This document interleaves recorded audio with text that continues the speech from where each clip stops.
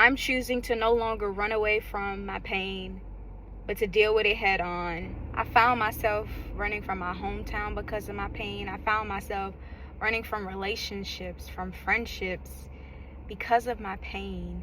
Until God had to show me, when are you going to stop running?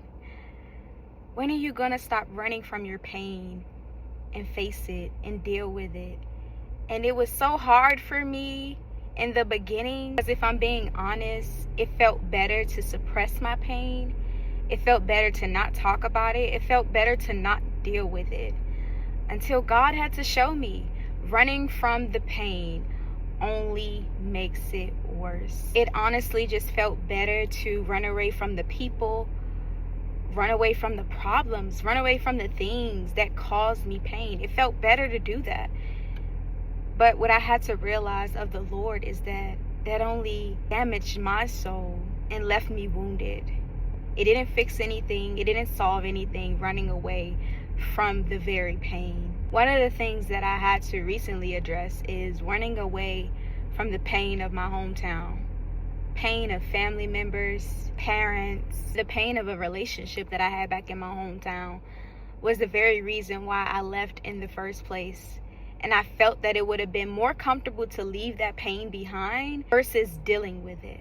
So as the Lord has been showing me how to deal with the pain of people who have hurt me instead of running away from it, so clearly He's the perfect example. Instead of running away from that person who hurt me, I'm called to pray for them. Instead of running away from that person who hurt me, I'm called to forgive them. Instead of running away from that person who hurt me, I'm called to love them. Jesus put back on the ear of a man who was getting ready to deliver him to his death.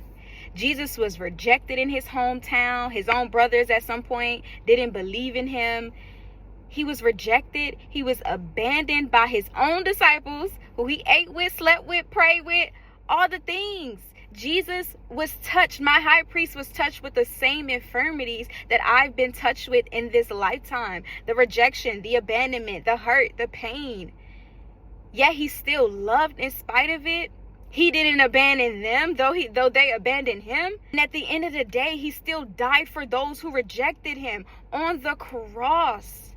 He cried out unto the Father, forgive them, for they know not what they're doing. He prayed for the ones who was hurting him. He didn't say, Father, get them because they're hurting me. He prayed for the ones who was hurting him. In the midst of the crucifixion, in the midst of his pain being nailed to the cross, he prayed for the ones who was hurting him. So my high priest, who has been touched with the same infirmities that I've been touched with, is my perfect example. Love those who hurt me, pray for those who hurt me, and forgive those who have hurt me. And sometimes it just requires a conversation to face the pain of that person who hurt you. Sometimes it's required to go back and have a conversation with that person who has hurt you. And the Lord will place on your heart who to do that with. Some people, the Lord would it's just between you and him, and he helps you to get through that. But some people, when the relationship is so critical for your life, he needs you to go and have that conversation with that person. And I'm not perfect. And it's a natural human response to run away from pain. But when I look to my high priest, he's my perfect example that I get to follow as I deal with pain in this lifetime. I have cried many tears, so I'm so grateful to God that I didn't cry on this video. But I just wanted to share this because it was placed on my heart to share. Pain is not something that's easy. It's better suppressed in our own eyes. But in the eyes of the Lord, it's better to deal with so that our soul can experience the freedom of the gates, of the prison gates that the Lord has come to open. He has come to set the captives free.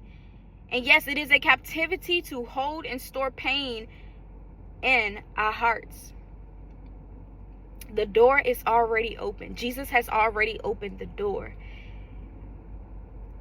And we have the power to walk out of those prison gates and no longer be held bound and captive by our pain.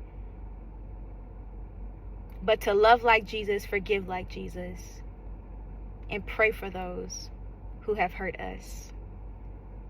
So I'm choosing to no longer run away from my pain, but to deal with it head on. Even in doing that, I have experienced so much freedom in my soul And it's a process. It simply means that it's a process that Jesus will hold my hand and guide me and walk me through healing from the pain that people have caused me. It simply means that he will teach me and I would learn of his ways on how to heal from the pain that I've stored in my heart all of these years.